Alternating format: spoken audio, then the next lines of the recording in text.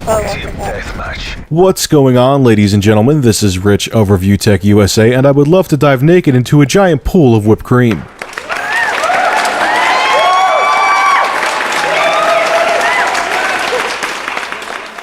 If I sound exhausted, I am exhausted. I have to get used to working the whole 9 to 5 shift. I'm used to working on projects like YouTube at night, and I'm used to working my other 2 jobs at night as well. So it's like, Twilight Zone. I haven't worked anything close to a 9 to 5 since, God, 2009. Yeah, IBM, the last job. And that wasn't even 9 to 5. That was actually 6 a.m. to 2:30 p.m. So actually, that's a little worse than this, I guess, but that was the last time I've been on like a solid schedule, let's say. So it's kicking my ass, but I'm enjoying it though, because it's nice to know you're going to get home at 5. It's nice to know that you have weekends off. It's nice to know that I can work on stuff like this at night and, you know, not have to call someplace every day to see if I'm working, because that's what one of my part-time jobs required, that I called them every day at 3 o'clock to see if I was working. And it kind of sucked because you couldn't plan your day. So say you called at 3 and found out you weren't working. Okay, great, you're not working, but what can you do? You know, you can't socialize, you can't, you know, make appointments, you can't, you know, run errands because, well, I guess you could, but it would be tougher because you can't base your day around your work because you don't know if you're working or not. The beauty of it is, though, working at this new job is that 9 o'clock isn't that early. So what I do is I leave work, go to the gym, come home, eat dinner, come upstairs and work on a project, and I could still go to bed at like midnight and still get 7 to 8 hours of sleep. So it's pretty cool. Reason why too I could get so much sleep is that the job is very close to me. It's like 7 minutes away, 10 at the most. So it's not like I have a huge commute to go to. I have to wake up, roll out of bed, jump in the shower, and drive 7 minutes away to work. It's beautiful, and it saves a ton on gas too. Now, actually, speaking of my job, I'm going to bring up a very controversial topic because it's something I wanted to talk about for a long time, but I felt awkward talking about it because when I was unemployed or underemployed, I felt like I would be considered a whiner. People would say I was crying because I didn't have a job. People would say, you know, I was just being ungrateful and being lazy and all that. And it had nothing to do with that. And I want to talk about people being unemployed for a long term, because that was me. There are a lot of people that have been employed for a very long time in this country at the same job who look at people who were laid off as lazy, unqualified, uneducated, and they don't look at the bigger picture. Oh God, I was called when I got laid off from IBM, and the next, you know, 6 months passed by, a year passed by, a year and a half passed by, 2 years passed by. Hell, it's almost been 3 years since I had full-time work. A lot of people go on the let's judge him train or let's judge her train. Let me explain something to you about how bad the market is. Back when I got laid off in 2009, here I'm thinking, all right, it's just going to take a couple months. You know, like I said in my other video, I would look at jobs during the day. There goes my phone. Look at jobs during the day.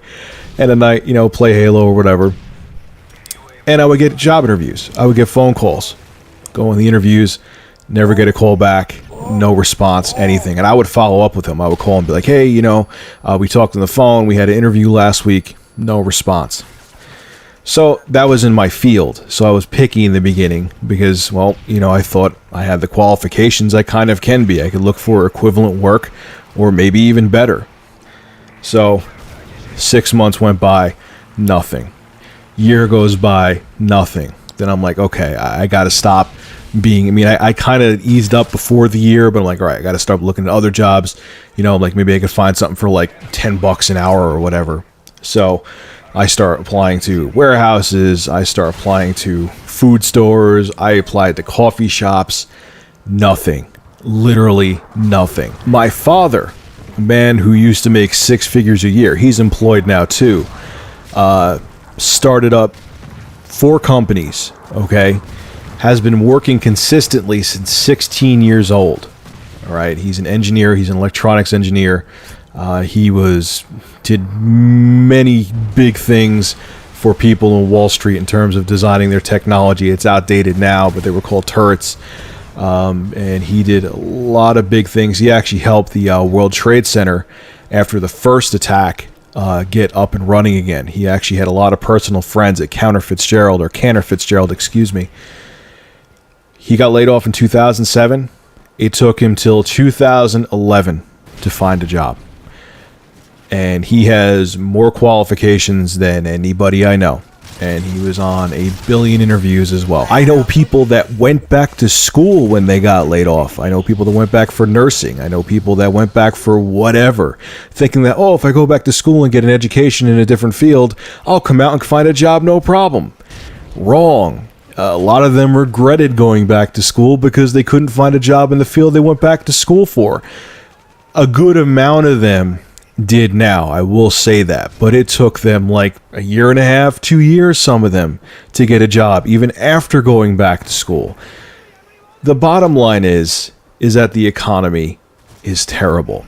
And I think a lot of people who have had jobs for 10 years, 15 years, who have been lucky enough, who have been blessed enough not to get laid off, kind of like, if I'm working, why can't you find a job? And I'm not saying there isn't lazy people out there who, who are taking advantage of unemployment, who are taking advantage of, the system in general, and who are just lazy and, just rather sit in their room playing video games all day.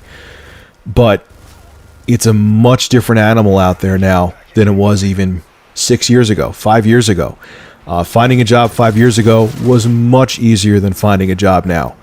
And I'm not saying that people don't deserve to have fingers pointed at them, but you have to be understanding that it is a much tougher economy out there, and it's much tougher to find a job. And for every position out there, there's literally hundreds of people applying to it. All you can do is keep applying, keep going in interviews, and hope for the best. Not everyone's being lazy. This is Rich, Review Tech USA. Have a good one. You alright?